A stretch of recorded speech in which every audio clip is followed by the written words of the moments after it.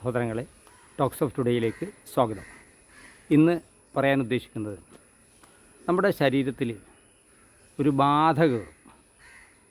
ഇങ്ങനെ ഒരു വിശ്വാസം ഉണ്ടല്ലോ, അതായത് ഏതെങ്കിലും ഒരു പിശാചി കയറുക, അല്ലെങ്കിൽ ഒരു പുണ്യാത്മാവ് കയറുക, അങ്ങനെ പരകായ പ്രവേശം എന്നൊക്കെ ഒരു അന്ധവിശ്വാസം ഉണ്ടല്ലോ.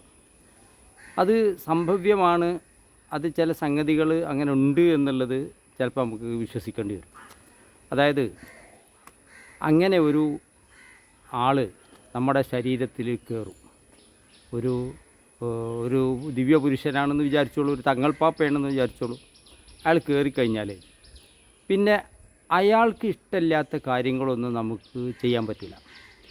അയാൾക്ക് പറ്റിയ ഭക്ഷണമേ കഴിക്കാൻ പറ്റുള്ളൂ. കൃത്യമായിട്ട് നമ്മൾ അയാൾ പറഞ്ഞ രീതിയിലുള്ള എക്സസൈസ്, അയാൾക്ക് ആവശ്യമായിട്ടുള്ള എക്സസൈസുകൾ കാര്യങ്ങളൊക്കെ ചെയ്യേണ്ടി വരും. അയാൾ പറഞ്ഞ രീതിയിൽ നമ്മുടെ ജീവിതത്തെ ഒന്ന് ചിട്ടപ്പെടുത്തേണ്ടി വരും. ഇല്ലയെന്നുണ്ടെങ്കിൽ അയാൾ കോപിക്കും. ആ തങ്ങൾപ്പാപ്പ കോപിച്ചു കഴിഞ്ഞാൽ പിന്നെ ഉണ്ടാവുന്ന അവസ്ഥ എന്താ വെച്ചാൽ, ചിലപ്പോൾ നമ്മൾ കണ്ണ് കാണാതാവും. ചിലപ്പോൾ നമ്മുടെ പഠിച്ച എത്ര വലിയ വിദ്യാഭ്യാസമുള്ള ഭയങ്കരമായ ഡിഗ്രിയൊക്കെ ഉള്ള ആളാണെങ്കിലും ശരി, അയാളുടെ ബുദ്ധി ബ്ലാങ്കാവും. അയാൾ പഠിച്ചൊന്നും പിന്നെ അയാൾക്ക് ഓർമ്മ ഉണ്ടാവില്ല. ചിലപ്പോൾ അയാൾക്ക് നിന്നോടത്ത് നിന്ന് അനങ്ങാൻ പറ്റില്ല. ചിലപ്പോൾ അയാളുടെ ഹൃദയം നിന്ന് പോകും. ഇങ്ങനെ പല രീതിയിലുള്ള കോപങ്ങളും അദ്ദേഹം ആ ആവാഹിക്കപ്പെട്ട ആ പരിശുദ്ധ ആത്മാവെന്നോ അല്ലെങ്കിൽ തങ്ങൾപ്പാപ്പാന്നോ എന്നൊക്കെ പറയുന്ന ആ ആളുടെ ആ ശാപം ഈ ആൾക്ക് ഏൽക്കും.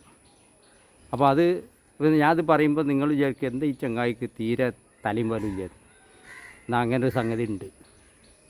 ആ ആളെ ഞാൻ ഇപ്പോൾ പറയുമ്പോൾ നിങ്ങൾക്ക് മനസ്സിലാവും.